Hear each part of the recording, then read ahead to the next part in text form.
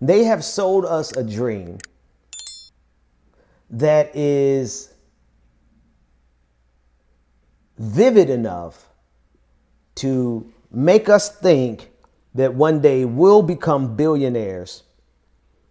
And therein it lies the reason we haven't overthrown this system like previous revolutions have overthrown their system. Or sometimes it was one greedy person at the top against another greedy person at the top, ultimately destroying the entire royalty, the entire nobility, right? Changing the system. But they have an agreement amongst themselves now. They have found a way that they all can have their own little fiefdoms. They all can have their own little kingdoms. They all can become venerated worship lords, not warlords, tech lords, CEOs, their own little fiefdom, their own little kingdom, their own servants. So we've satisfied the urge for them to go to war with each other, and they have now coordinated just a handful of them. Well, shit, maybe 500 at most across the entire globe. But they have given us a dream that is vivid enough for us to actually think that we are going to win through this system if we just work harder, knowing that, no, you're not going to win. You're just going to keep spinning your wheels. Keep spinning your wheels. Keep spinning your wheels. You're not getting anywhere. But the very act of you running on that hamster wheel, waking up every morning, 6 o'clock in the morning, getting dressed in some clothes that you purchased from them, getting in a vehicle, in a car that you purchased or rent or leased from them, or getting on public transportations that your taxpayers' dollar pays for, right? Going back to them. Going to a job to generate wealth for them, eating at a restaurant, at a fast food joint, killing yourself as you eat that junk, but sending your money to them.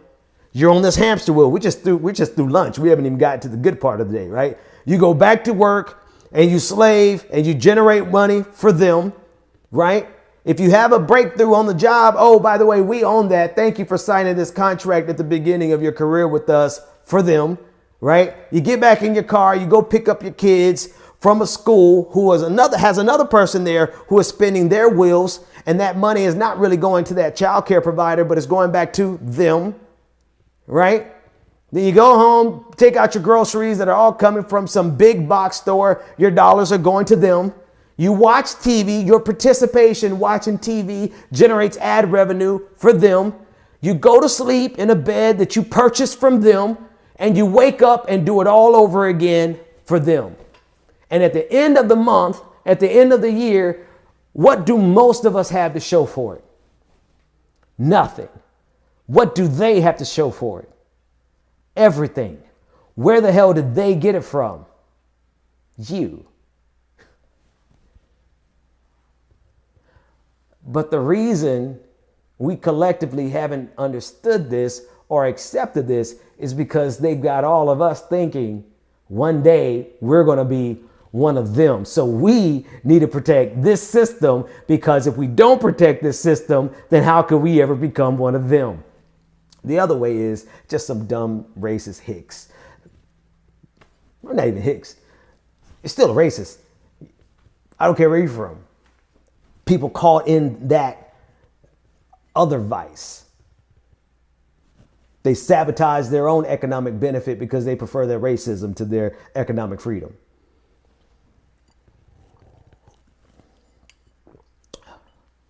For them, everything goes to them. Which brings me to the thing I really wanted to talk about. So just like this system is a perverted pyramid scheme where billions of people, if you talk about globally, are all living in a vicious cycle on a hamster wheel, spinning on that hamster wheel.